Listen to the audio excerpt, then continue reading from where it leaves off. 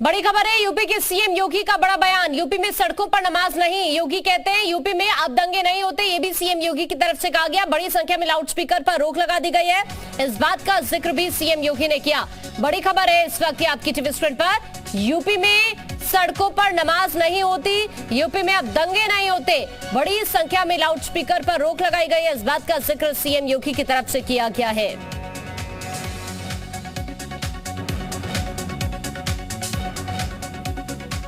आज उत्तर प्रदेश दंगा मुक्त उत्तर प्रदेश है।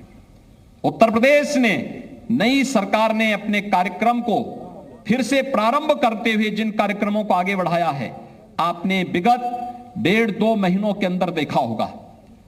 रामनवमी का कार्यक्रम शांतिपूर्ण तरीके से संपन्न होता है। हनुमत जयंती का कार्यक्रम शांतिपूर्ण तरीके से संपन्न होता है। रमजान के महीने में अलविदा की नमाज के दिन सड़कों पर नमाज न होना, यह उत्तर प्रदेश के अंदर पहली बार संभव हो पाया है कि सड़कों पर नमाज नहीं होगी। नमाज के लिए स्थान जो उनका इबादत गाह है, मस्जिद है, ईदगाह है, वहीं पर धार्मिक कार्यक्रम या मजहबी कार्यक्रम हो पाएंगे, सड़कों पर नहीं होंगे।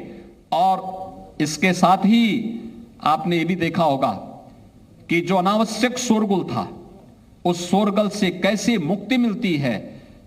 कैसे 70,000 से अधिक माइक जो धर्मस्थलों पर लग करके पहले तमाम लोगों को परेशान करते थे। कोई बुजुर्ग है, कोई बीमार है, कोई नवजात शिशु है, और लगभग 60,000 माइक की आवाज परिसर तक सीमित हो जाना, यह अपने आप में एक ऐसा उदाहरण है जिसे लेकर के लोग मानते हैं कि वास्तव में जिन बातों को लेकर के, छोटी छोटी बातों को लेकर के दंगा होता था, माइक कभी दंगा का कारण बनता था, माइक कभी अराजकता का कारण बनता था, माइक कभी दो पक्षों में आपसी तनाव का कारण बनता था। आज उत्तर प्रदेश के अंदर स्वतः स्फूर्त भाव के साथ ही उतरते हुए दिखाई देते हैं और लोगों के मन में एक नए विश्वास को जागृत करते हुए दिखाई देते हैं।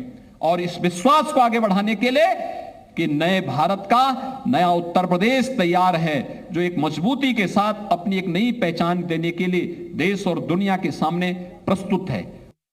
आपने ये भी देखा होगा कि जो अनावश्यक शोरगुल था, उस शोरगुल से कैसे मुक्ति मिलती है। कैसे 70,000 से अधिक माइक जो धर्मस्थलों पर लग करके पहले तमाम लोगों को परेशान करते थे। कोई बुजुर्ग है, कोई बीमार है, कोई नवजात शिशु है, और लगभग 60,000 माइक की आवाज परिसर तक सीमित हो जाना, यह अपने आप में एक ऐसा उदाहरण है जिसे लेकर के लोग मानते हैं कि वास्तव में जिन बातों को लेकर के, छोटी छोटी बातों को लेकर के दंगा होता था, माइक कभी दंगा का कारण बनता था, माइक कभी अराजकता का कारण बनता था, माइक कभी दो पक्षों में आपसी तनाव का कारण बनता था। आज उत्तर प्रदेश के अंदर स्वतः स्फूर्त भाव के साथ ही उतरते हुए दिखाई देते हैं और लोगों के मन में एक नए विश्वास को जागृत करते हुए दिखाई देते हैं। और इस विश्वास को आगे बढ़ाने के लिए कि नए भारत का नया उत्तर प्रदेश तैयार है, जो एक मजबूती के साथ अपनी एक नई पहचान देने के लिए देश और दुनिया के सामने प्रस्तुत है।